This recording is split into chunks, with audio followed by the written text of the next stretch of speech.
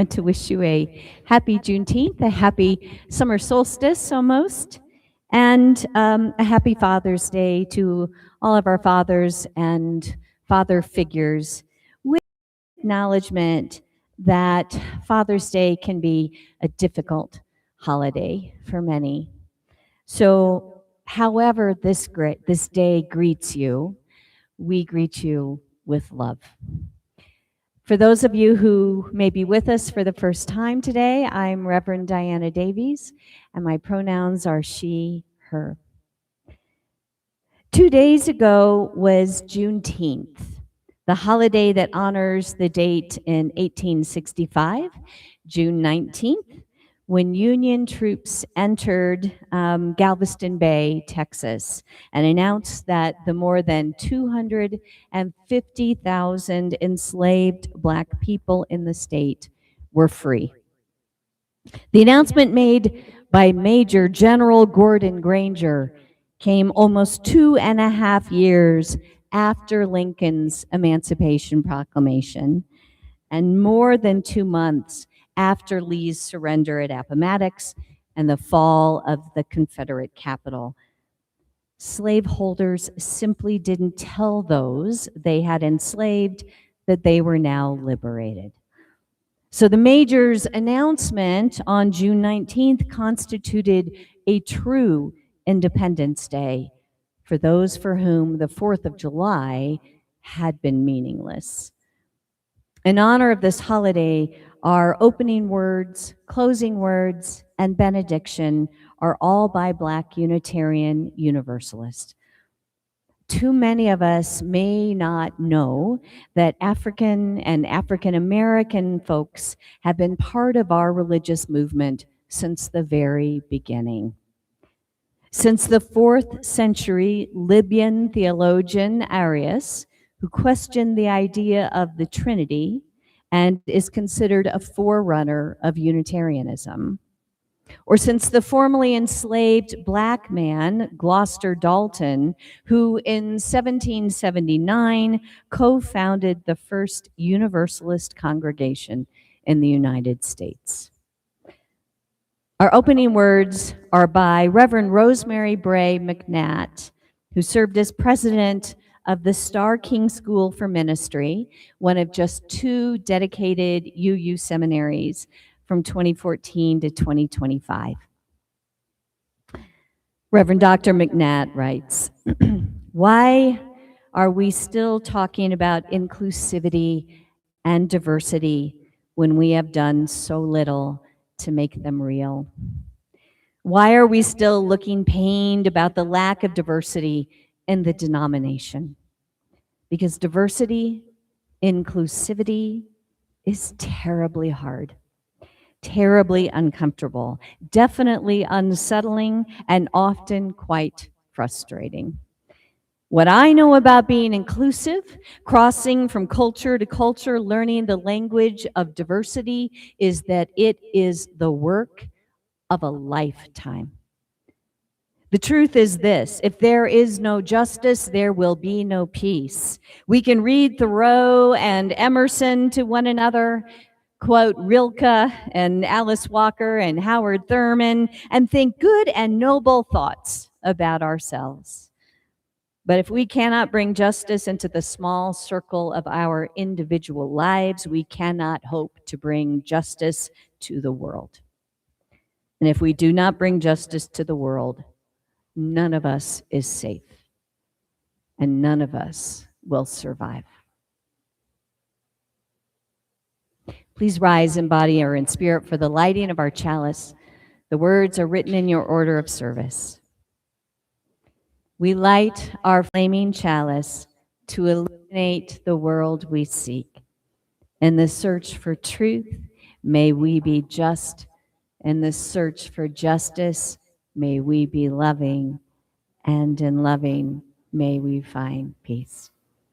In his books, My Grandmother's Hands and The Quaking of America, sociologist and creator of cultural somatics, Resmaa Menakem, states that all of us, including white folks, carry racial trauma in our bodies. And that if we are ever to begin healing that trauma, we must address it through our bodies. Medicum says this begins with settling the body, which helps us to function from a place of calmness and clarity rather than reactivity. Ways of doing this include humming, rocking back and forth, stretching, and doing this core exercise that I'm going to invite you to do along with me today. For all of us who are engaged in any kind of social justice work, more and more we have to think about our safety in public places. And this is a fantastic exercise. Whether you are getting ready to get up and speak, whether you are going to march or lead a protest or be involved in safety for different events, this is a great way to start. So I invite you all to just take a comfortable seat. Get your feet on the ground. Maybe move the shoulders a little bit, move the head to work out any tension in the neck. If it feels okay, close the eyes, or they might be softly focused on the ground. And bringing awareness to the breath. All we're going to do is notice that we are in bodies and we are in a place. So we begin by just bringing awareness to the feet. Maybe you notice things like, oh, my shoes are pinching. No judgment, no trying to fix that, just noticing. Continuing to bring awareness up the legs, noticing the sensations that you encounter along the way, the pressure from your clothes that you may feel, the temperature of the air.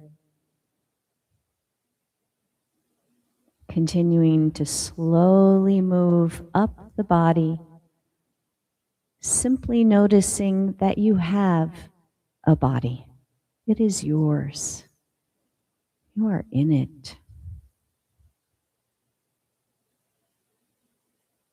Bringing awareness up the spine, into the lungs, noticing the lungs expanding and contracting with each breath.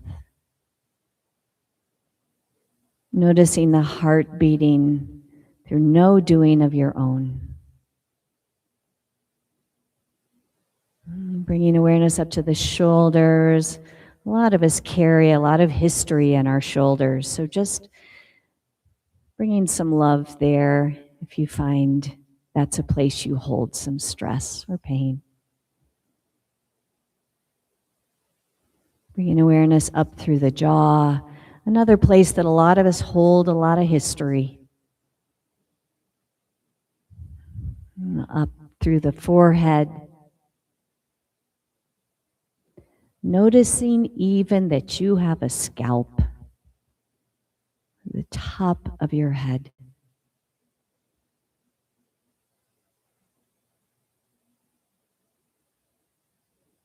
Again, noticing your breath, your heartbeat. And when you're ready, I invite you to let your eyes open if they were closed, and just look up above you. Just look up at the ceiling. Check it out.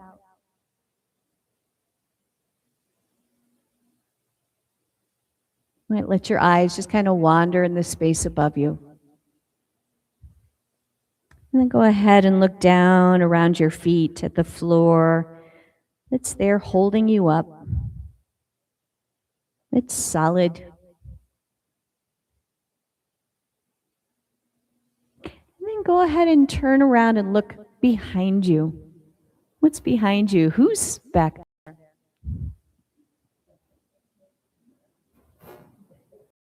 And maybe turn the other direction too, just to get the full view. Those are pretty good folks back there. You're okay. You're okay. And then go ahead and let out a deep breath, deep exhale.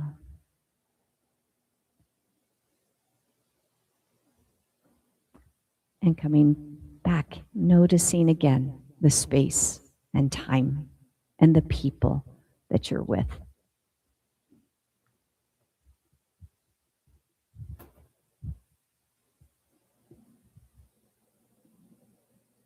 James Weldon Johnson was a self-taught lawyer, a diplomat. He was an ambassador to 2 different Latin American countries, a professor, a prolific writer and poet, founder and editor of the nation's first Black daily newspaper, and the first Black executive secretary of the NAACP. And that may sound weird, but yes, it's true.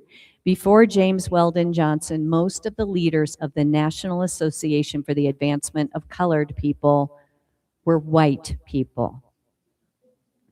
In 1899, he was the principal of the segregated Stanton School in Jacksonville, Florida.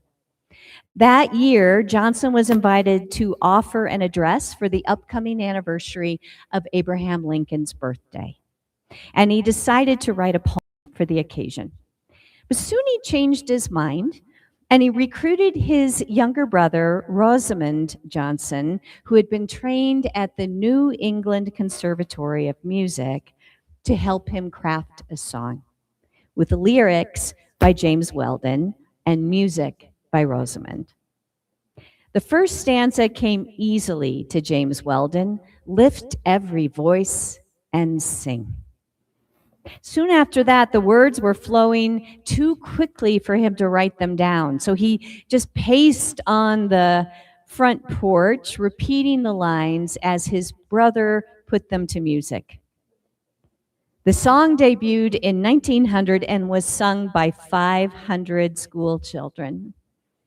A few months later, the work was published under the title, The National Negro Hymn. Today, that song is known to many as the Black National Anthem. Here are the words that James Weldon Johnson wrote a little more than 125 years ago. Lift every voice and sing till earth and heaven ring. Ring with the harmonies of liberty. Let our rejoicing rise high as the listening skies. Let it resound loud as the rolling sea. Sing a song full of the faith that the dark past has taught us. Sing a song full of the hope that the present has brought us. Facing the rising sun of our new day begun, let us march on till victory is won. Stony the road we trod, bitter the chastening rod, felt in the days when hope unborn had died.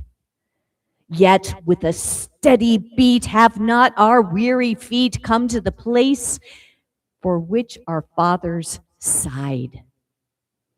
We have come over a way that with tears has been watered.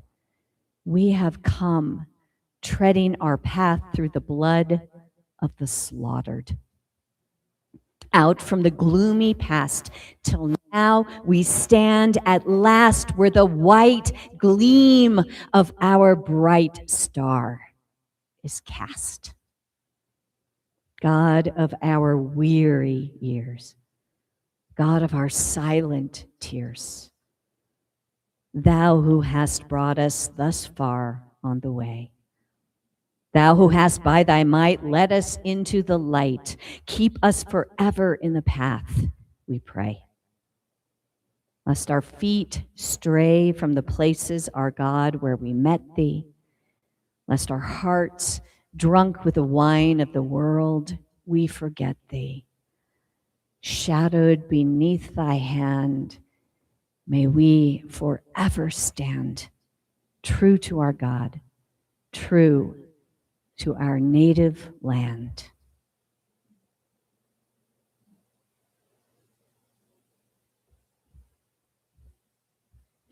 Juneteenth offers hope for the 4th of July. Juneteenth is much more than just a party. It always has been. Soon after Major General Gordon Granger announced that all slaves are free, the mayor of Galveston forced the newly freed people back to work. Those who tried to swim across the river to get away were shot dead. Their bodies hung from trees.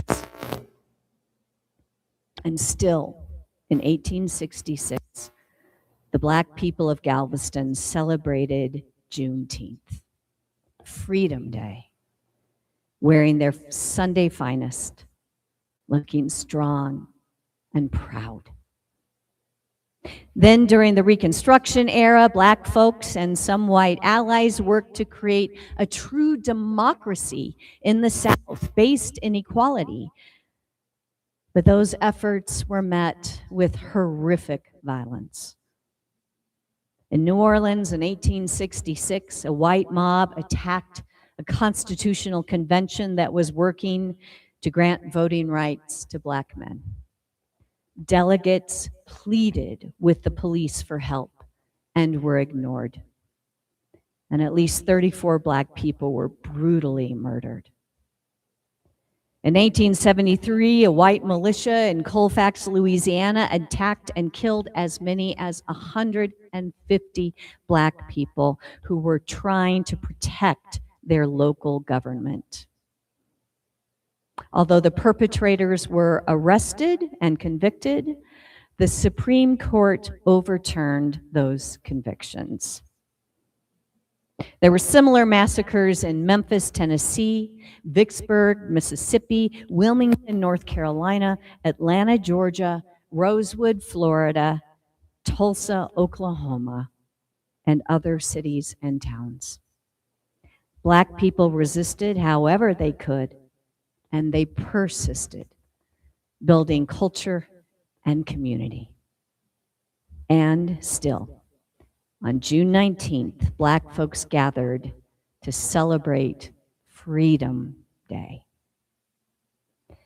Between 1877 and 1950, more than 4,400 Black men, women, and children were lynched. And still, Juneteenth spread to new parts of the country as people went north and west seeking a better life. In the 60s, Medgar Evers was ambushed and killed. Voting rights activist Herbert Lee was gunned down by a state legislator in broad daylight. 3 freedom riders were murdered. 4 little girls were blown up in a church. State troopers brutally assaulted peaceful marchers. Civil rights leaders were assassinated. And still, every year, some years more than others, there were Juneteenth celebrations.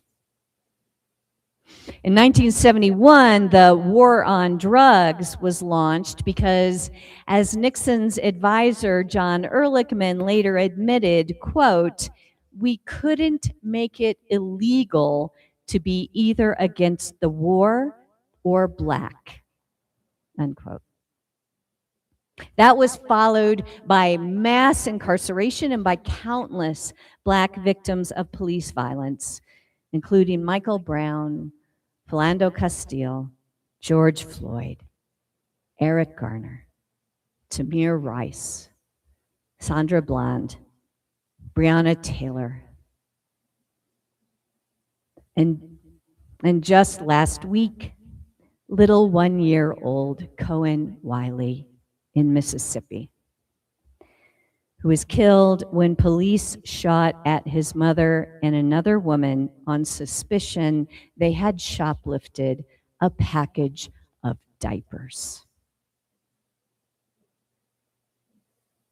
And still, there is Juneteenth. Juneteenth didn't become a federal holiday until 2021, and less than 4 years later, I know you all know this, but it's worth repeating, Trump issued an executive order banning diversity, equity, and inclusion programs in federal agencies, which some have interpreted as meaning the end of federally recognized cultural remembrance events like Black History Month and Juneteenth. Just 5 months ago, free entry to national parks on MLK Day and Juneteenth was ended.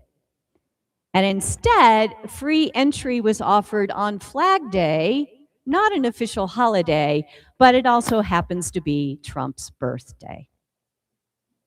And now, since the Supreme Court has finished gutting the Voting Rights Act, states of the old Confederacy have been busy erasing Black majority congressional districts, effectively silencing Black voters. But Black folks, their allies, and those who believe in the sacred right to vote are standing up and speaking out.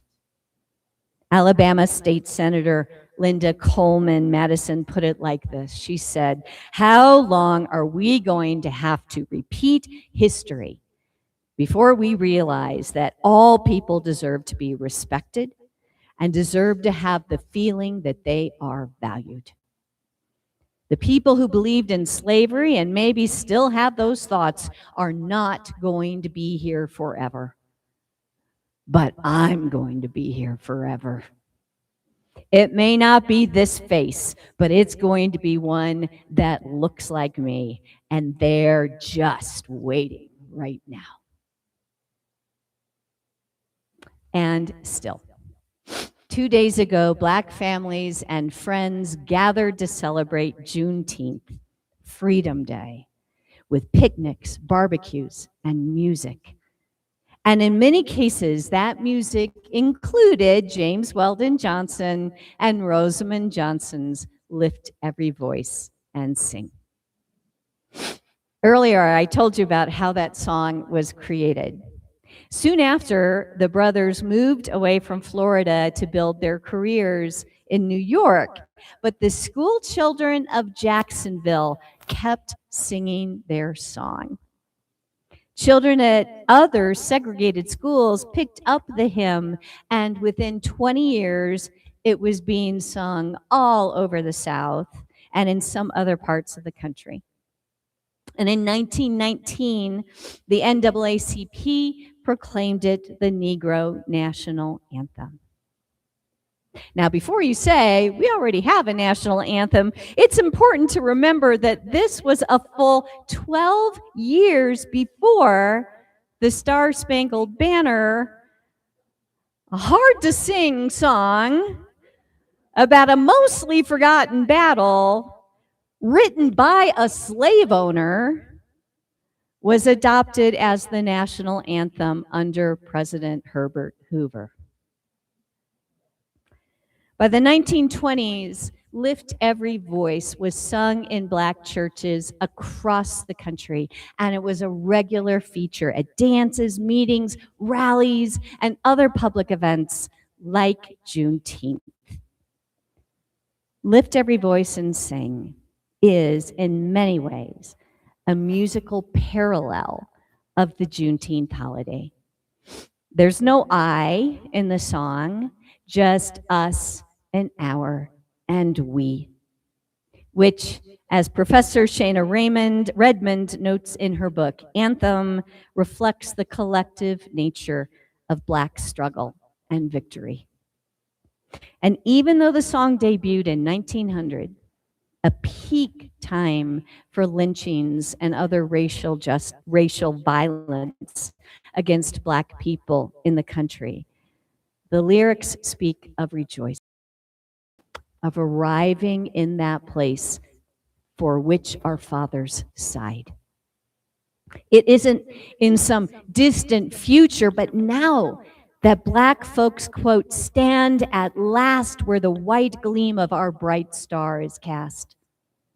Yes, the lyrics proclaim, the past has been horrific, filled with tears and the blood of the slaughtered, but Black people have come, quote, thus far on the way into the light.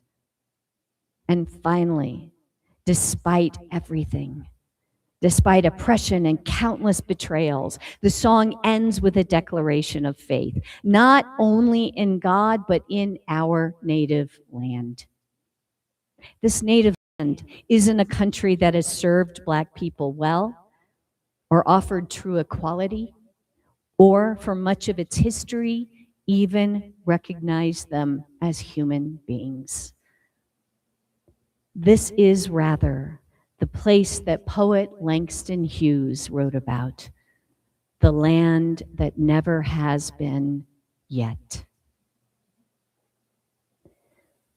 Growing up in a context where I knew few Black people and knew very little of our country's history of slavery, legislatively sanctioned racism, and embedded white supremacy, I saw the 4th of July as an unproblematic celebration of a great victory that established once and for all a condition of liberty for all people. But of course, that was never the truth. And the reality is only that much more obvious now as we prepare for the 250th anniversary of the Declaration of Independence in a context of rampant and unashamed white Christian nationalism. Frederick Douglass put it plainly back in 1852 when he asked, "What to the American slave is your 4th of July?" I answer, a day that reveals to him more than all other days of the year the gross injustice and cruelty to which he is a constant victim. To him, your celebration is a sham, your boasted liberty an unholy license, your national greatness swelling vanity, unquote. To this, James Weldon Johnson, in writing Lift Every Voice, said, yes, and. Yes, and a history of oppression won't stop Black people from singing a beautiful and proud hymn that declares, and still we hope, and still we have faith, and still we march, and still we stand.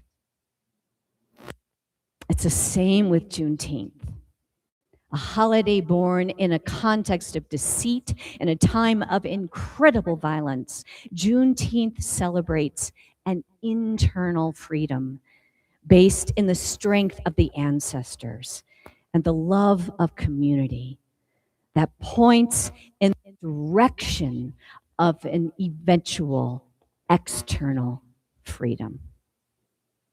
Juneteenth is less a celebration of past martial and political victories and more a holiday of hope, a declaration of persistence and joyful resistance. The scholar Henry Louis Gates Jr. has written, quote, of all Emancipation Day observances, Juneteenth falls closest to the summer solstice, the longest day of the year, when the sun at its zenith defies the darkness in every state, including those once shadowed by slavery, unquote. The anthem, Lift Every Voice, calls us to, quote, face the rising sun of our new day begun.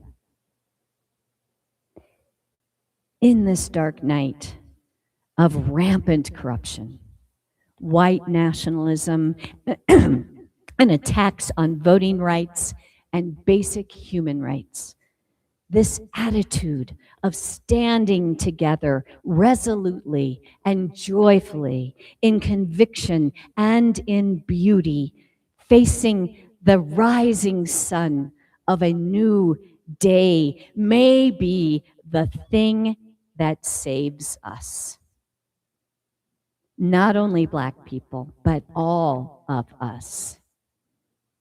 The spirit of Juneteenth may be what saves the 4th of July.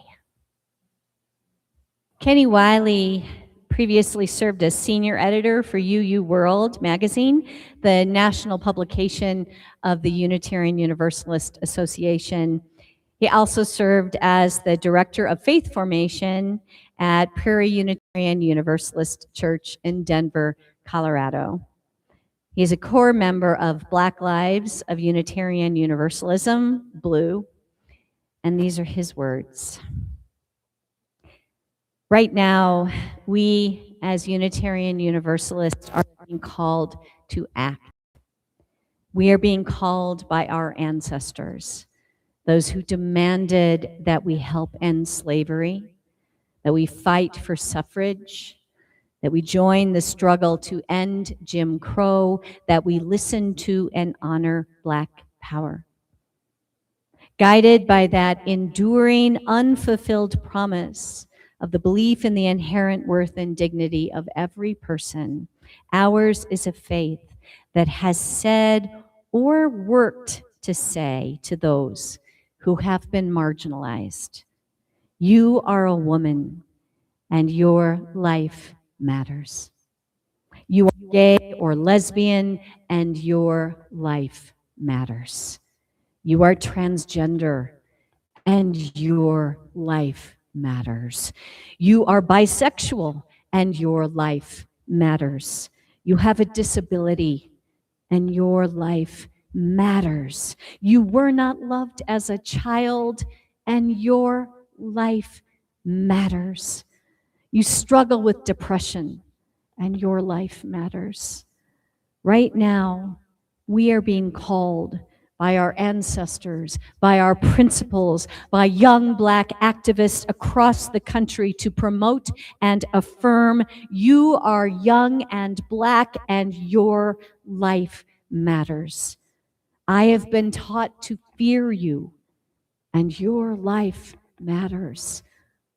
The police are releasing your criminal record. Your life matters. They are calling you a thug, and your life matters. Our ancestors, principals, and fellow humans are calling on us to promote and affirm with words and deeds. Black lives matter. Please join me in saying the words as we extinguish our chalice. The words are written in your order of service. We extinguish this flame, but not the light of truth, the warmth of community, or the fire of commitment. These we carry in our hearts until we are together again. Reverend Kimberly Quinn Johnson serves as co-moderator of the Unitarian Universalist Association. She wrote this benediction based on the words of June Jordan, who said, "We are the ones we have been waiting for," in a presentation she made at the UN in 1978. We are the ones we have been waiting for. We are not perfect, but we are perfectly fitted for this day. We are not without fault, but we can be honest to face our past as we chart a new future. We are the ones we have been waiting for. May we be bold and courageous to chart that new future. May we have faith in a future that is not known. We are the ones we have been waiting for. I invite you to remain seated for the postlude.